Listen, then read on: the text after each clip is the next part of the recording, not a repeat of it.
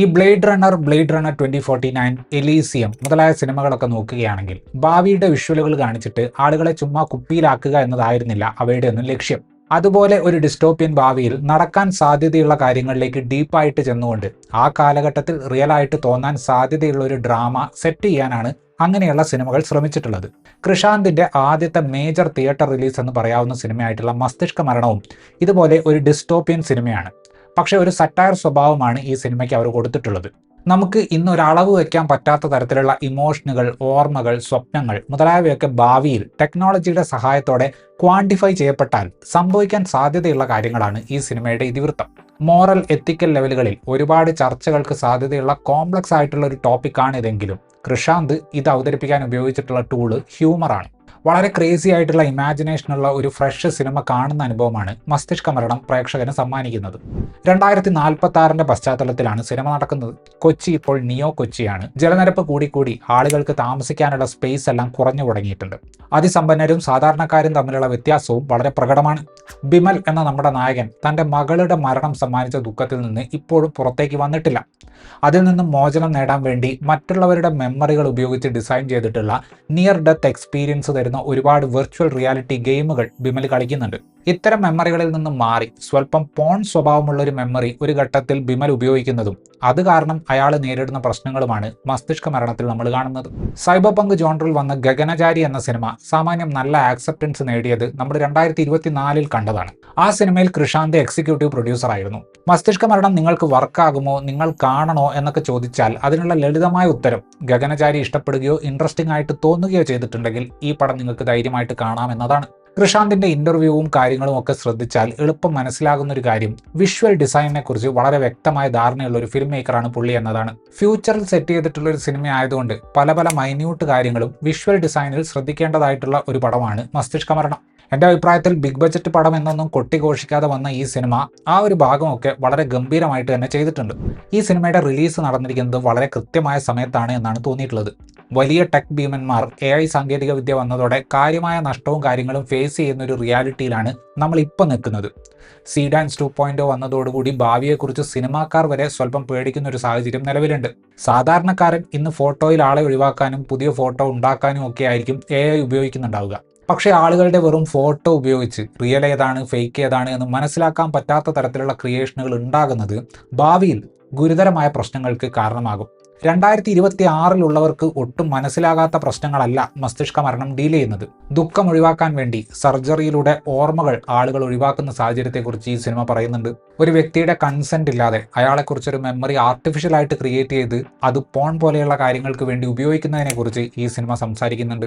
പരസ്പരമുള്ള കമ്മ്യൂണിക്കേഷനുകൾ കുറയുകയും VR ഹെഡ്സെറ്റുകൾ വഴിയൊക്കെയുള്ള കമ്മ്യൂണിക്കേഷനുകൾ കൂടുതലാവുകയും ചെയ്യാൻ സാധ്യതയുള്ള ഭാവിയിൽ ഐ വിറ്റ്നസ് എന്ന് പറയുന്ന വാക്കിന് തന്നെ അർത്ഥമില്ലാതെ വരുന്നൊരു സാഹചര്യമുണ്ട്. മെന്റൽ ഹെൽത്ത്, മീഡിയ എത്തിക്സ് എന്നിവയിൽ തുടങ്ങി നിയമവ്യവസ്ഥയിൽ വരെ ഭാവിയിൽ സംഭവിക്കാവുന്ന മാറ്റങ്ങളെക്കുറിച്ച് മസ്തിഷ്ക മരണം സംസാരിക്കുന്നുണ്ട്. ഡിബേറ്റ് നടത്താൻ പറ്റുന്ന തരം വിഷയങ്ങളാണെങ്കിലും ഇതെല്ലാം വെച്ച് ഒരു ഇഷ്യൂ ബേസ്ഡ് സിനിമ ഉണ്ടാക്കാനല്ല കൃഷാന്ത് ശ്രമിക്കുന്നത്.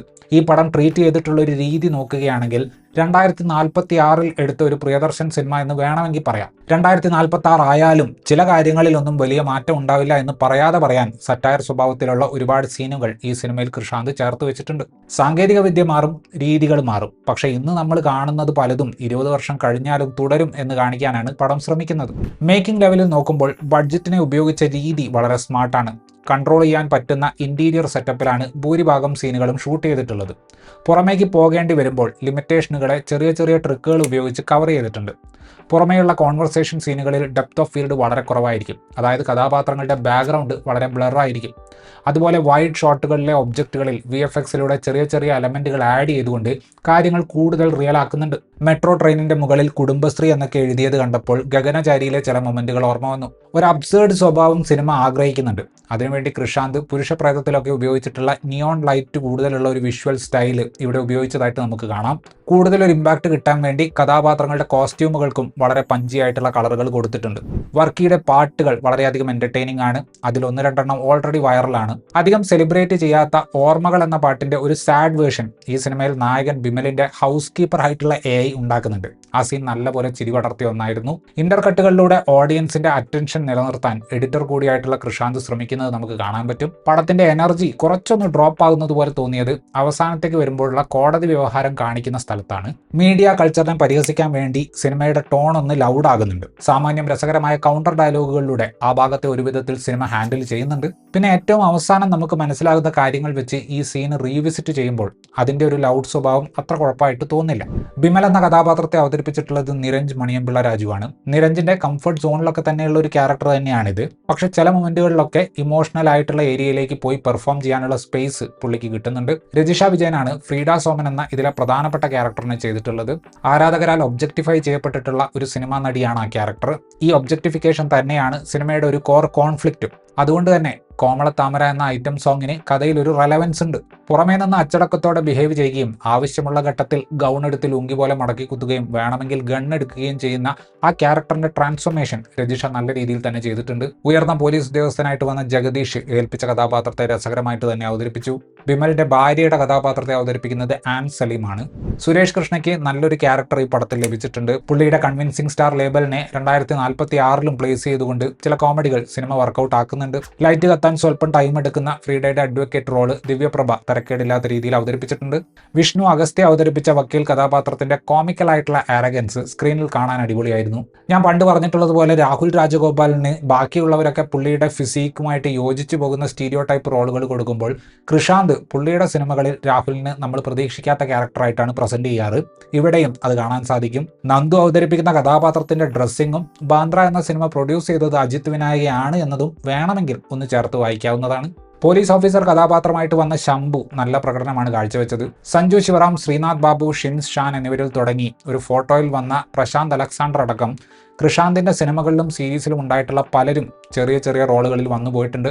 സാങ്കേതിക വിദ്യ കടന്നു വരുന്നതോടുകൂടി കാര്യമായ മാറ്റങ്ങൾ സംഭവിക്കാൻ പോകുന്ന ഭാവിയിലെ അങ്ങേയറ്റം കോംപ്ലിക്കേറ്റഡ് ആയിട്ടുള്ള എത്തിക്കൽ ഇഷ്യൂസിനെ അതിന്റെ കോംപ്ലക്സിറ്റി പരമാവധി കുറച്ചുകൊണ്ട് അവതരിപ്പിച്ചിട്ടുള്ള സിനിമയാണ് മസ്തിഷ്ക മരണം. ഹ്യൂമറിലൂടെയാണ് ഇതിവർ കൺവേ ചെയ്യാൻ ശ്രമിക്കുന്നത്. അതുകൊണ്ട് തന്നെ സിനിമയിലെ സിറ്റുവേഷനുകൾ നമ്മളെ നല്ല രീതിയിൽ ചിരിപ്പിക്കുന്നുമുണ്ട്. പക്ഷേ സ്വല്പം അൺസെറ്റിലിംഗ് ആയിട്ടുള്ള ആംബിഗ്വസ് ആയിട്ടുള്ള ക്ലൈമാക്സ് കാണുമ്പോൾ ഇതിൽ പറഞ്ഞതുപോലെയുള്ള കുഴപ്പങ്ങളുള്ള ഒരു ഫ്യൂച്ചർ വരുമോ എന്ന് നമ്മൾ ഒന്ന് ചിന്തിച്ചു പോകും. ഇത്രയുമായിരുന്നു ഈ സിനിമയെക്കുറിച്ചിട്ടുള്ള എൻ്റെ റിവ്യൂ. വീഡിയോ ഇഷ്ടപ്പെട്ടാൽ ലൈക്ക് ചെയ്യുമെന്നും കൂടുതൽ വീഡിയോകൾക്ക് വേണ്ടി ഈ ചാനൽ സബ്സ്ക്രൈബ് ചെയ്യുമെന്നും പ്രതീക്ഷിക്കുന്നു. താങ്ക്